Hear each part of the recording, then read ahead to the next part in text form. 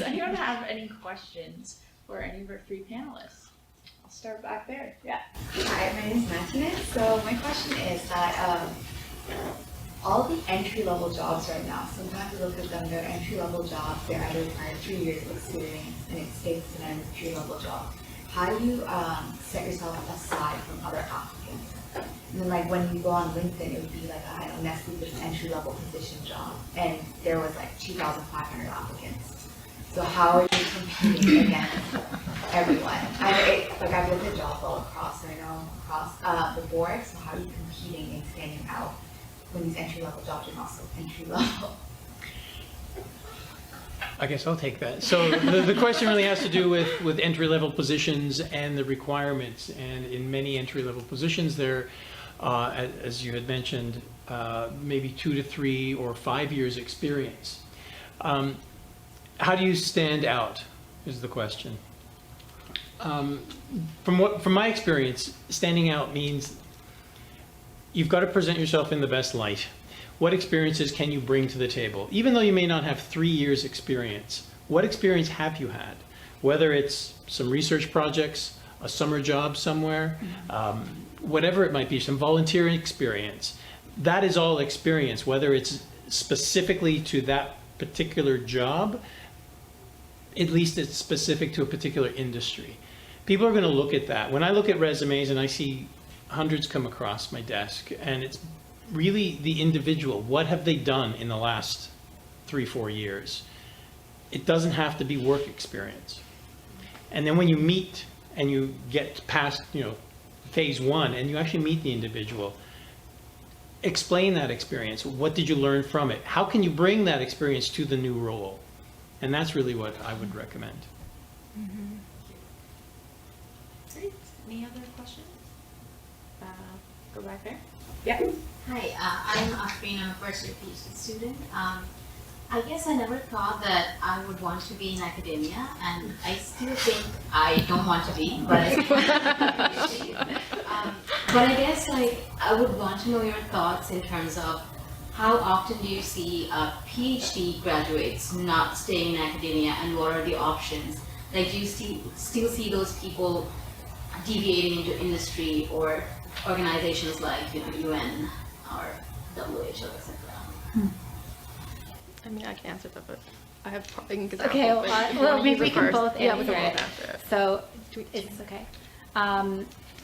So I've worked with people who have PhDs who don't work in academia, like the Heart and Stroke, Alberta Health Services, people working at like sort of the knowledge translation level, Cancer Care Ontario. There's a lot of sort of NGO type and government type organizations that will hire PhDs, and it's not academia.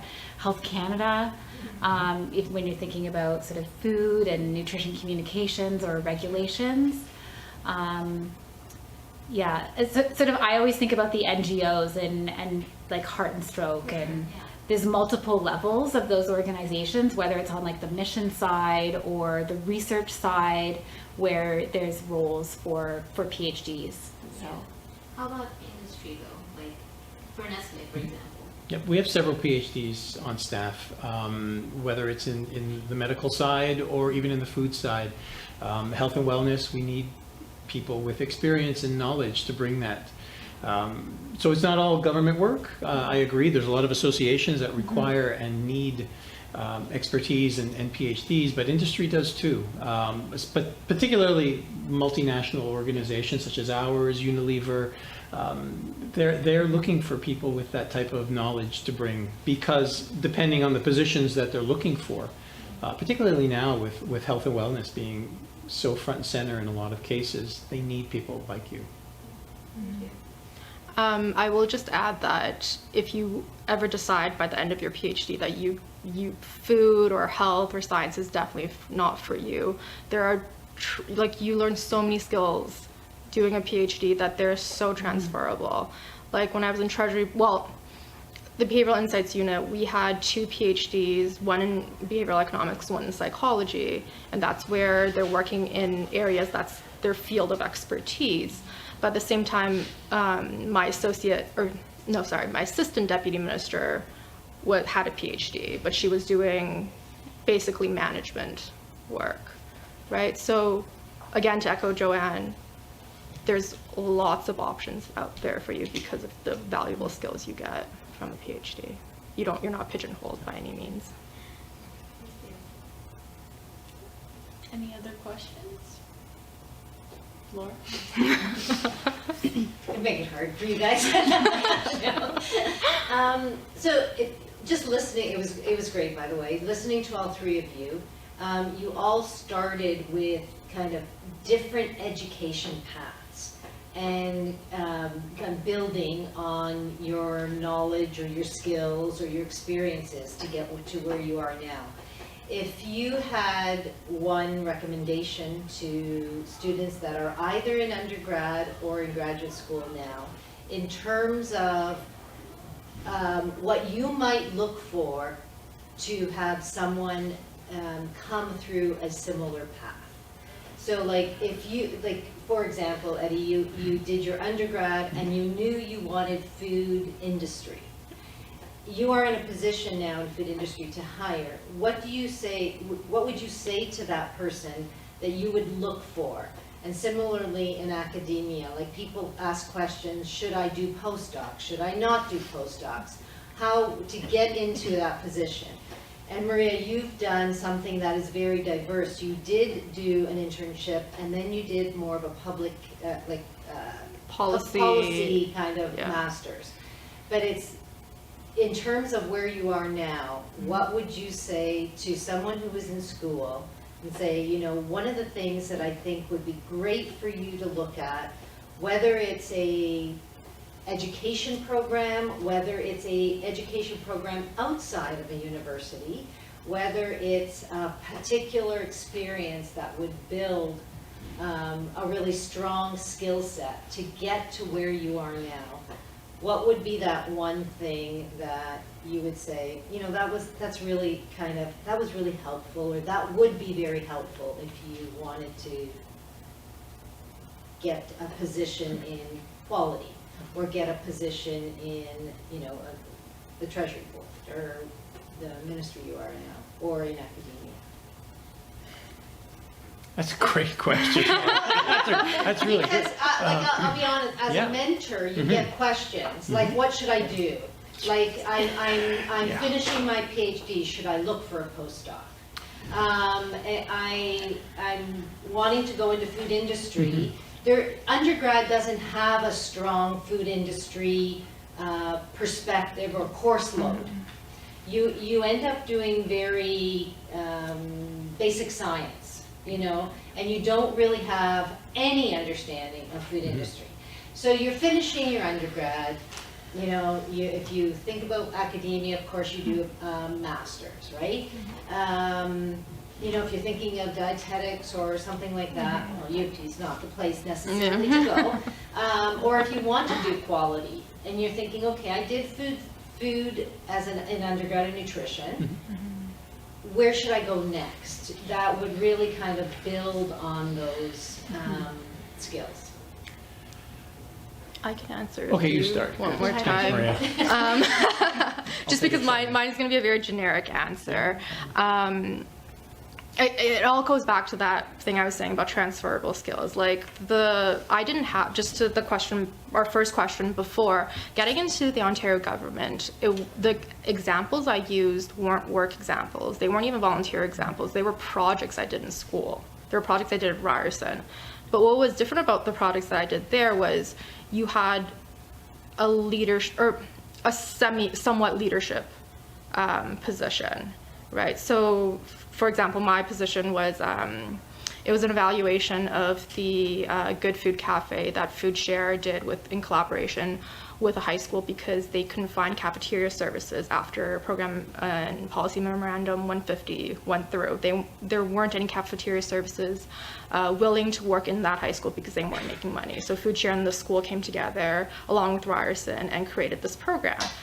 so what was one of the great exercises for the students at the time, which we were fourth years, was to go in and do an evaluation of the program. So everything from, asset mapping, needs assessment, things like watching how the food service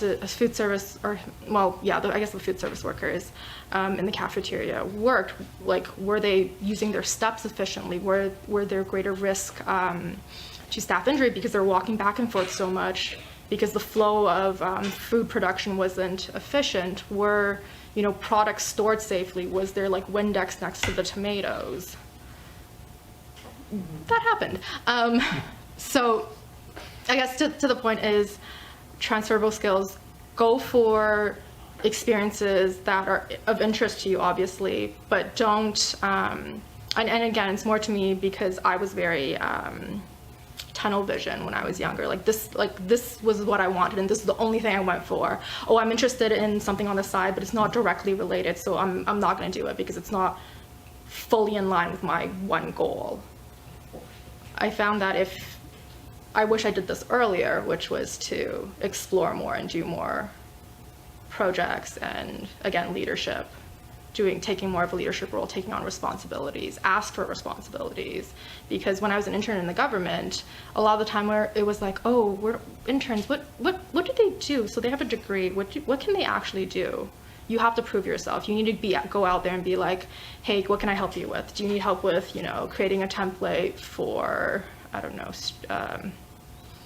I'm drawing a blank.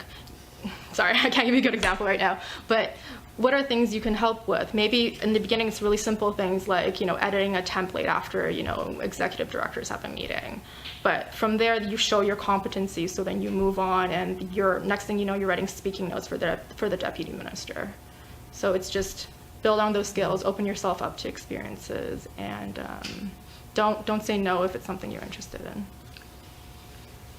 I'd have to echo that. I mean, explore. Don't be afraid of trying something new, because it's always great to find out what you really like, but it's just important to find out what you don't like.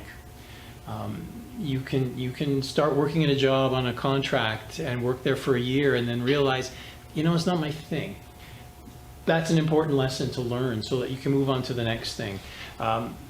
I mentioned, I worked at Estee Lauder in the cosmetics world. I wanted to try something different. I was in the food industry for, at that point, 16, 17 years, whatever it was, and I wanted to try something different.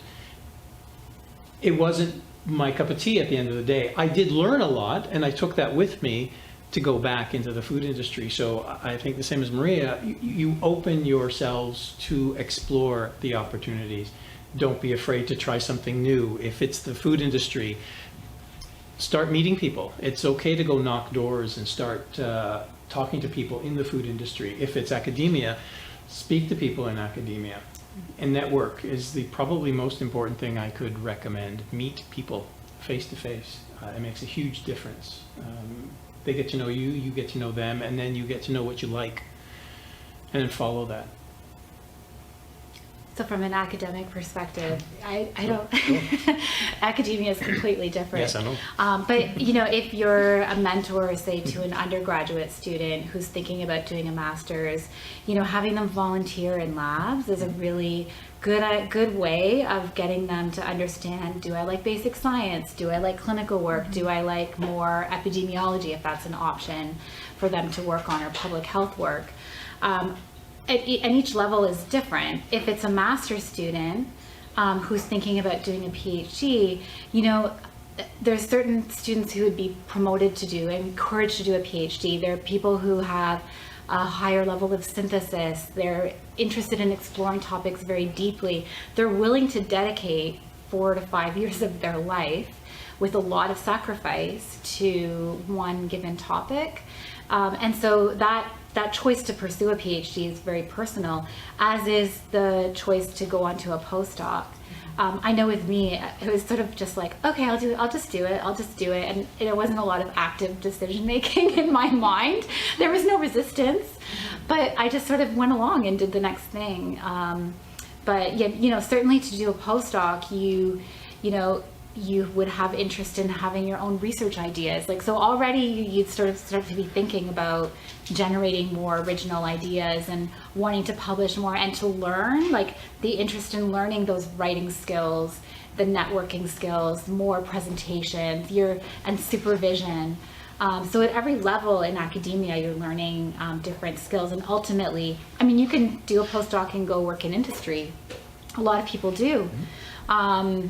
But yeah, it's just really, it's so much of a personal choice too. And because, well, I find in academia, there's a lot of sacrifice involved. And, you know, I have a friend she's doing her master's, and last week she called me because her committee wants her to do a PhD, and she has 3 kids at home.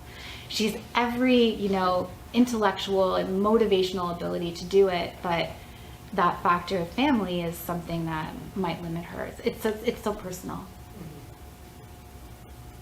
Okay, great. Are there any other questions? No? Oh, Chelsea, go ahead. Hey everyone, thanks for your great talk.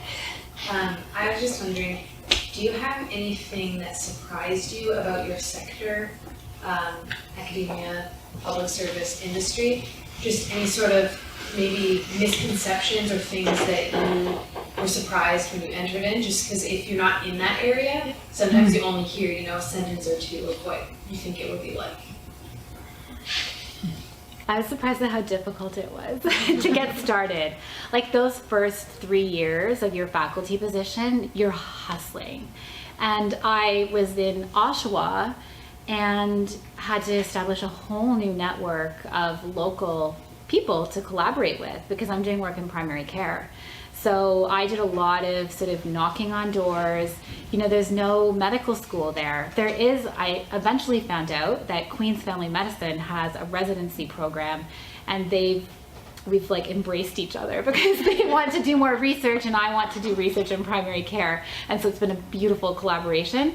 But it took a while to find that. And you know, it's discouraging, and when you're like meeting person after person, everybody's lovely, but getting those right connections was a lot more difficult than I anticipated it to be.